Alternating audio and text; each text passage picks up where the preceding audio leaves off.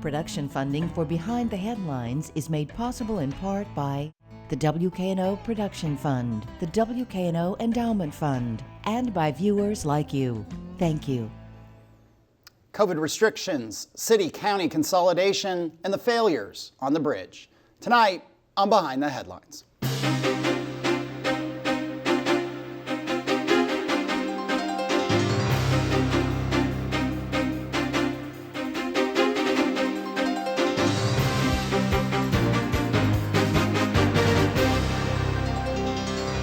I'm Eric Barnes with the Daily Memphian. Thanks for joining us. I am joined tonight by a roundtable of journalists. First up is Toby Sells, news editor, Memphis Flyer. Thanks for being here again. Thank you for having me. Matt Stroud is an investigative reporter with the Daily Memphian. Thank you for being here. Thanks.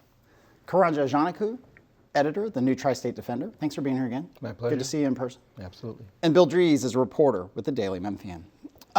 We'll start with COVID and the restrictions, and I have to say we're taping this Thursday morning, and by Friday I think the Health Department task force will have met, so certain changes may be in place. The CDC, Bill, came down with guidelines this week recommending masks indoors, even for vaccinated individuals. What are we hearing from local officials? Ultimately, the county health department has to make a call, but one has got to believe that the state's going to have some say in this, whether formally or informally. Yeah, Shelby County Mayor Lee Harris, who appoints the health department director, has said that what it looks like will happen is that the county will go by the CDC guidance on this and go for a recommendation that people wear the face masks under certain conditions, which is basically the CDC guidance. Whether the health department chooses to go its own way and exercise its autonomy or try to exercise its autonomy will be an interesting moment in the relationship with the state on this. The Shelby County Health Department is one of the big city county health departments that have autonomy from the state. But that was controversial maybe I'll go to you, Karanja, that was controversial throughout COVID. There was frustration among legislators and state officials that, Memphis didn't open up fast enough. And does this seem like it all sets up a fight in the legislature next when they go back in session in January that they don't like how we operate and that we operate differently? If they do, it won't be a new fight. I mean, it's an ongoing situation with our relationship with them there. But I mean, I think the main thing here is that people just need to know what to do. We're just so uncertain here, and so we really do need the local people to let us know what they're going to do. I mean, I know they've got some procedures in place. I know he meets with the mayors, I guess, on Thursday and with the task force people on Friday. But I mean, if they need to speed up the process, then they need to do that because school starts on August the 9th. People need to know what the recommendations are. And I'll go to you, Toby. I mean, the flyer obviously covers a lot of restaurants and food workers have been sort of the front lines and the poster child for fits and starts back and forth, coming back into business. And I'm not saying business is the most important factor here, but it is an important factor, right? I mean, it's just hugely important. What are you all hearing? What are you hearing, if anything, from, restaurant owners, nightclubs, all that sort of stuff about what do we do? Nothing yet, but if you're a restaurant owner or nightclub owner, you've got to be worried, right? That mask mandates will come back, limited capacity will come back. And I think all of it that we are on this side of a COVID vaccine that we know that works shows just that Tennessee didn't really take it as seriously as we should have. I mean, we never had a statewide mask mandate, right? And then as the vaccine was becoming available, a lot of leaders in the state were throwing themselves down to say, we're never going to do a passport, we're never going to do mandate vaccines, we're never going to do all these things. And that sowed mistrust and confusion and kind of undermined the public health situation that we were really in, And so if you look at the 7-day rolling average that we're in right now, it was 294 Thursday morning. That's 300 average cases a day over the last 7 days. And that's pre-vaccine numbers for Shelby County. And we know that more than half of people in Shelby County have been vaccinated. And for that number to be that high really shows you the force of the Delta variant and vaccine hesitancy here. Yeah. So, again, nobody wants to see us go back into lockdown, but as we all know, masks are being talked about and coming back. So I think if you're in business right now, you want leaders to start taking this serious. And Senate Republicans came out this week with a letter that urged everybody to get the vaccine. That was kind of the first time that they had on a major front said the vaccine is safe. Go get the vaccine. We urge you to do it. But that was after some kind of political grandstanding they did. And it was also not all of the state senators in the Republican caucus. That's right. It was, I think, 16 Yeah. of them wound up signing it. And within the Shelby County delegation, the 2 Republican state senators in our delegation, Paul Rose signed the letter, Brian Kelsey did not. Yeah, and I clarify that we're talking about the state legislature here. And we should say the CDC guidelines were very clear, get vaccinated. Right. I think every epidemiologist locally, nationally, 99.9% of them are saying the best answer right now is to get vaccinated. I'm curious, Matt, I'm putting you on the spot here. You're new to Memphis, new to the Daily Memphian, and welcome. You've been in Memphis for less than a month now, I think. Yeah, a few weeks. Yeah, and we'll talk about the Big Bridge story you did in a little bit, but you spent most of the pandemic in Pittsburgh? Yeah. What, briefly, just for perspective, what was that like? And I don't know off the cuff what the vaccination rates were like, but was there a fight? Here's the fundamental thing that's very interesting to me about this, and Karanja alluded to it. Memphis and the state legislature, some people like this, some people don't, are often at odds about how Memphis should operate and how the county should operate. Was there a city-state kind of rift in terms of how Pittsburgh wanted to handle things versus the Pennsylvania legislature? Pennsylvania has 67 counties. Each of them operate in large part on their own, but they did have a state mandate in Pennsylvania, and the state mandate was calling for masks. And so when that guidance came down, counties went for it, but you did have counties throughout the state, a lot of them are not very well populated, where they would enforce them less stringently. Yeah. Allegheny County happens to be where Pittsburgh is. That's where Pittsburgh is.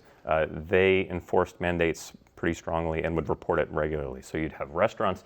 You had restaurants that actively decided that they were not going to require their employees to wear masks, not going to require people to go inside wearing masks, and they would get shut down, and there would be large announcements about it. And so the county and the city worked hand in hand. So there was some agreement there. And so this is, the situation with Shelby and Memphis is unique from my perspective. Yeah, this came down, the CDC guidelines came down, right, Toby, the same day as the new health director got hired. That's right. After some controversy that I didn't, not that I didn't read the stories or not the stories were bad, I just didn't totally follow exactly what happened. Michelle Taylor was unanimously approved by the Shelby County Commission this week. She is the new health department director. Right. But there was a committee that had recommended she not be offered the job. Mayor Harris was adamant that he disagreed with that committee, and in the end, the commission agreed. Right. Maybe talk about that, and welcome to the job, Ms. Taylor. Dr. Right. Taylor, Dr. Taylor, White Station grad, Johns Hopkins, Harvard, worked in the aerospace division with the National Air Guard, has worked previously with the health department. Just all of these qualifications. And this panel got together and recommended that we add more money to the budget for the salary for this position and try to find better candidates. And that didn't come out. I think y'all reported on that, the memo that kind of came out from Commissioner Mark Billingsley. And so there was kind of a tussle between the two, and then it came out that Mark Billingsley actually had a beef with Mayor Harris, and so that was what that was all about. And then the commission came back and voted unanimously to approve Dr. Taylor with Billingsley's vote. It was a unanimous vote. So. And I'll run through real quickly. As of Thursday morning, the various school systems are all, have been putting out guidance as they move towards reopening here in just a couple of weeks. SCS, the largest district in obviously in the area, but also in the state, said it would continue to follow the American Academy of Pediatrics guidance that everyone in school should wear masks. Collierville is recommending masks. I think Germantown and Millington would make them optional, but recommend them. Arlington, I think that's going to be the same, and it looks like Bartlett as well. Again, not necessarily surprisingly, Bill, that the suburban schools kind of had their own path, pretty dramatically in terms of being open or hybrid options versus SCS being closed until really towards the end of the year. Yeah, and a lot has changed since the main part of the pandemic up to this. During the last school year, a lot of those school systems, in fact, I think all 6 of the suburban school systems, were able to operate on a hybrid schedule. You can't do that now because the state legislature changed the law to say that you specifically cannot have a hybrid of some days when students are in class and some days when they're not. If you want to do online learning, your school system has to actually have what is called a virtual school that you set up separately from all of the other schools. We had a conversation last week, I think it was last week, with 3 heads of charter schools who talked about their point of view. It was a very good, very interesting, very open conversation, not for anything I did, just because these 3 leaders were very frustrated that they were not able to offer hybrid, that they were being so dictated to, as you alluded to, Karanja, the state sort of telling Shelby County and Memphis area what to do again, and the school systems particularly. And they voiced that it was a huge, for them, it was, the inequity of it was profound. These were charter school systems, and as is most of SCS, that are 90+% people of color. Last thoughts on COVID in the schools? Yeah, I think the thing that comes to my mind is that we're so focused on COVID, and it's really important, but it's always important to keep in mind that we were struggling anyway with the school system in terms of just trying to make sure that people got what they needed and dealing with the different inequities, and then you pile this on top of it. So we really are looking for leadership to step up, and provide a way to guide people forward, but also be able to hear what's happening on the community level. And what do people need? What are the parents saying? What are they saying that they need? And we had, as I mentioned, we had tried to have Dr. Joris Ray, the superintendent of SCS schools, on a couple weeks ago. Our offer still stands, and we hope to get Joris Ray and some of his folks on the show soon. I'm going to switch to your first story since you've gotten here. Matt, you started working on it before, I think, actually, you'd gotten into Memphis, which is the bridge, the Hernando de Soto Bridge, which has been shut for, as we tape this, I think 80-something days. Since May 11th. Since May 11th. You had a very deep dive story where you talked to the inspector who was fired. We all remember when it came out, the inspector had been fired. And as I sort of remember that, and I'm going to turn this over to you to talk about what you wrote about, it was like, hey, we found the person who screwed up. We fired him. We're focused on, doing inspections of all the bridges in Arkansas and this one that spans Arkansas and Tennessee. And the general message is he's gone. We're moving on. Everything's fine. Your story was startling, and I will say this: the working title, which is sort of in the story, and it ended up with a different title, but I got to see the working draft. The title was, I thought, a really, really apt one, which was "The Scapegoat." Yeah. Yeah, that was kind of our placeholder title for the story. Never actually intended to call it that. But yeah, I think it gives some window into our interviews with the bridge inspector. So his name is Monty Frazier. He's been a bridge inspector for the better part of the last decade. And he works on these teams, and he's specifically a bridge inspector that works on heavy bridges. So the Hernando de Soto Bridge, you're talking about 50,000 cars that go across that bridge every single day. And so there's a special team of heavy bridge inspectors that look at every single one of those bridges. And part of their role is to look at every single one of those bridges and see every part of it within arm's length. One of the startling things as I came in Memphis and started following that story was that through the reporting that was already out there, the crack was identified in 2021, and then a contractor, Michael Baker Corporation, went back into their drone footage and they found the photograph from 2019. Mm-hmm. And then there was a Shelby County employee who had happened to be kayaking on the Mississippi River right at that spot and took a photograph in 2016, posted it on the internet, and there was the crack there as well. Mm-hmm. And then when we were doing our research for the story, we went on to Flickr and saw a photograph from a photojournalist, a French photographer who was here touring the city and the area, was on the Mississippi River in 2014, took a photograph, and the crack is there. And so the narrative from the Arkansas Department of Transportation was, as you pointed out, there's this one guy, he was lead inspector on these bridges, he's gone, everything's fine. Our inspection process works, and this won't happen again. But when you look at that, you realize, yes, he led the heavy bridge inspection in 2019. He led the heavy bridge inspection process in 2021, but he didn't in 2018, 17, 16, 15, 14. And there were multiple teams that were looking at that bridge, and they all looked at it as well. And so one of the big things that the story tries to figure out is what went wrong. Why did the inspection process fail so badly? And I think we got some answers, but we still don't have all of them. And it is, what it paints is a portrait of a systemic failure. You got to talk to Monty Ellis, Frazier, sorry, Monty Frazier. He takes responsibility that I screwed up. I mean, and it's a very, it's heartening to hear someone say, I screwed up. He wasn't defensive. He didn't, I don't know if he had a lawyer involved, but he didn't seem to be talking through a lawyer. I mean, he said, I screwed up. But there was a systemic failure. So what has Arkansas Department of Transportation said since the stories come out? Have they talked any more about owning up to potential systemic failures? They have not that I've seen. Bill, you cover this as well. I don't know if you've seen anything from RDOT that addresses this. It's still under investigation. Yeah.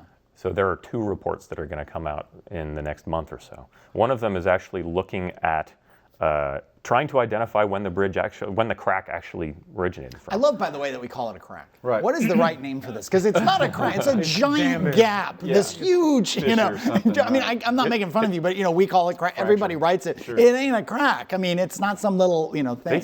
They say fracture, but it's actually, so this is part of the investigation, and I've been looking through emails over the last few days to see what they're calling it. And what experts call this as well, because it's a big question. Is it a crack? Is it a fracture? Is it a break? What is it? And the expert that I've been speaking to actually say that it's a problem with the welding. Yeah. So the bridge is made with, it's a brand name steel called T1 from US Steel, which is super high strength steel. And when that steel is welded together for these tie girders that are at the bottom of the bridge, welders often have trouble welding steel that's that strong together. And so the problem is actually with the welding between those 2 tie girders.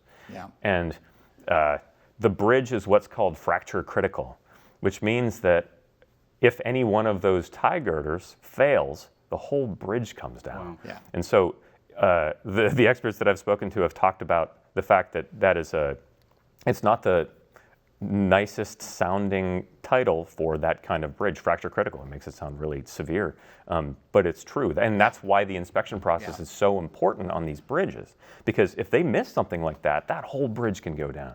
And where are we, Bill, in terms of, since they've been down there repairing, they found other problems. They're still putting plates on. This limited reopening, they're going to be monitoring what happens as they continue to replate certain parts of the underside of the bridge. How many plates and places, I don't know how to quantify it, but it's more than, they didn't just go down and fix this one problem. They found a whole bunch of other problems. Well, they actually are done with the repairs on the crack, the fracture, whatever you want to call it. Right. They finished with that over a week ago. What they did was, during that, they went and looked at all of the welds on the bridge. And what they found was damage in 17 other areas that involves new plates that had to be fabricated and put in place.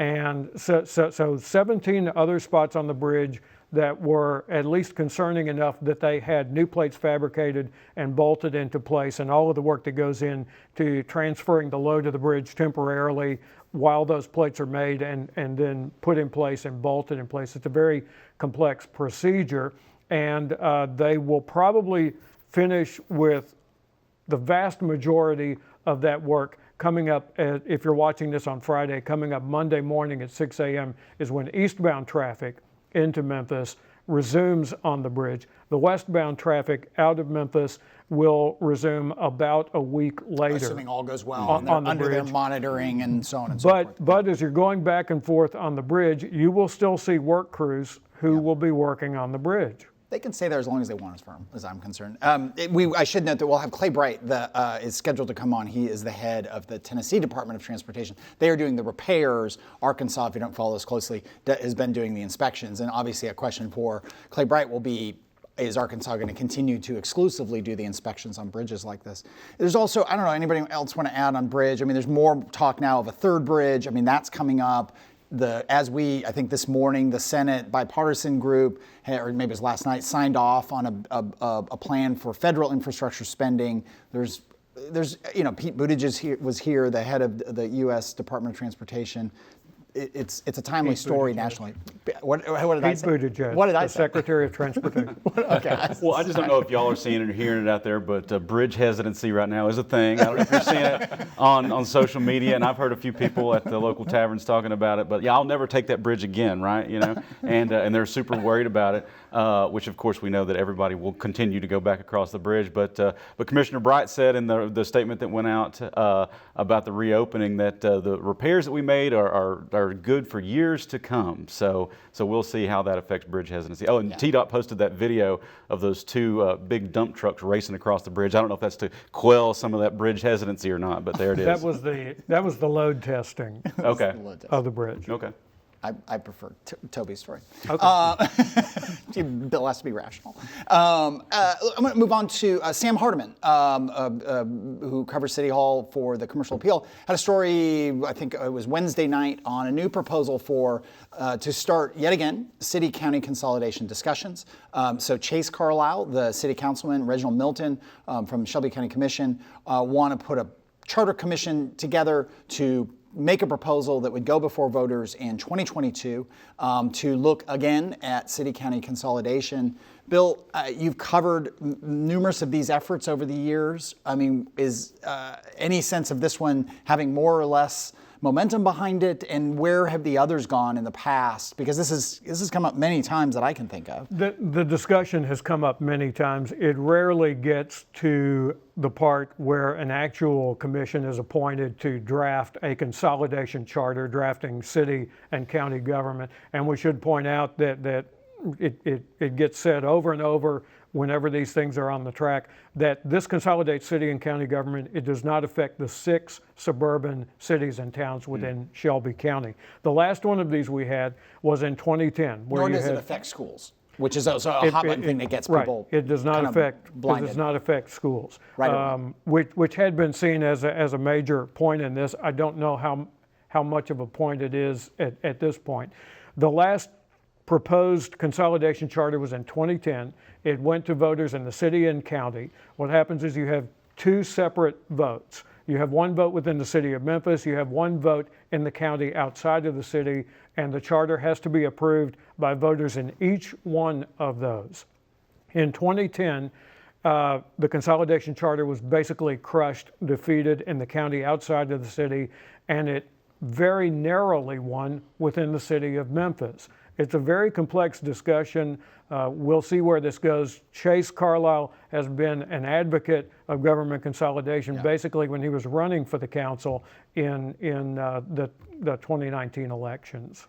You've covered this in the past as well. I mean, thoughts on where this goes? Does it seem like a different time than 2010? Well, I think the key word that you mentioned several times in putting the question to Bill was again, right? And it is again, and I'm not picking up any kind of grassroots kind of sentiment that people are pushing for this right now. Now, I understand the argument that some sort of way this puts us in a better position, from an economic standpoint to be able to deal with the rest of the state. But, there are some real economic issues in Memphis. I mean, there are a number of trend lines that suggest that we need to be doing something, but I'm not hearing that consolidation is like a groundswell answer for that. I mean, one of the things that people always point to is Nashville, which has had massive economic growth. They consolidated government back in late 60s, early 70s.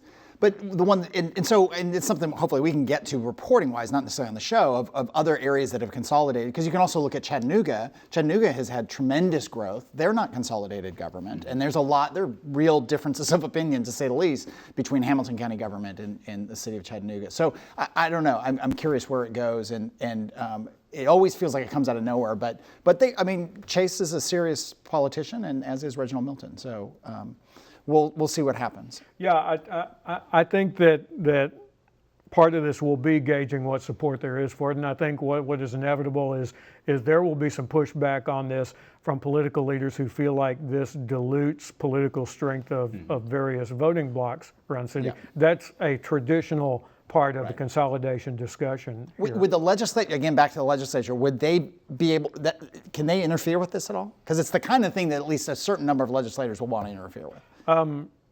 Do you know? I'm putting you on the spot. They could to some degree. There are certain ways to interfere with it. But the challenge of having the two separate referenda, what was actually taken to court in the 2010 matter after, it actually delayed the certification of the vote in 2010, and the courts ruled without any hesitation that yes, this is legal and that is a state law. And we had our first sort of semi-official, Worth Morgan might run for county mayor. He appointed a treasurer for a potential campaign. We've got more of that coming as we go forward. But with just a minute left, we're going to get a marijuana update from Toby. Earlier this summer, Representative Bruce Griffey, he's a Republican from Paris, he filed a bill that if it were passed, it would put a question to Tennessee voters in 2022. It's not a ballot initiative, it's a poll basically asking voters, what do you think about marijuana legislation in Tennessee? And, recreational, medicinal, all those things. And the move was kind of criticized because it's non-binding, it's just a poll. And if 100% of Tennesseans said, yes, we absolutely want marijuana in the state of Tennessee, nothing happens. The poll results go to the legislature, and that's where it ends. So if they decide to move, the earliest that we could see any kind of marijuana movement in Tennessee is 2023. All right, that is the update. Thank you, and thank all of you for being here. Matt, thanks for being here, and thank you for joining us. Join us again next week for a conversation with Rory Thomas and the Memphis Medical District transformation. We'll see you then.